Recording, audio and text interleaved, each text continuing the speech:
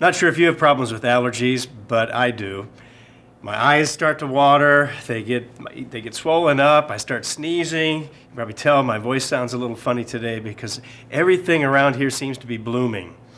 Now, I don't know what it reminds you of. Sometimes it reminds me that it is really a pain when you're sniffling and sneezing and have all the problems that come with allergies. But it did remind me of something a little bit different this morning as I was blowing my nose. And that was a passage that's found in 1 Corinthians chapter 12. It doesn't specifically talk about allergies, but it reminded me of this because it does talk about the body and how the body functions. In verse 17 it says, if the whole body were an eye, where would be the hearing? If the whole were hearing, where would be the smelling? Well, that reminded me of my sniffly nose there. But it goes on to say, God has set the members, each one of them, in the body just as he pleased. And when the body works, it is a perfect representation of what God's church is supposed to be.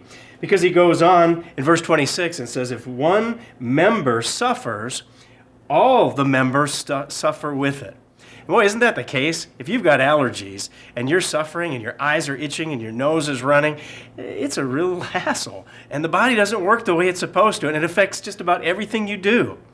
And so it's a good reminder that when the body functions right, that's the way it's supposed to be.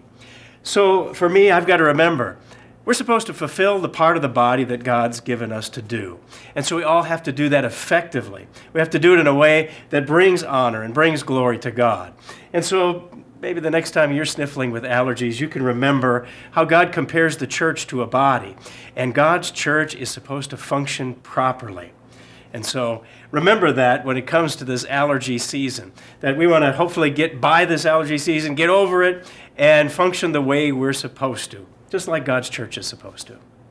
That's BT Daily. We'll see you next time.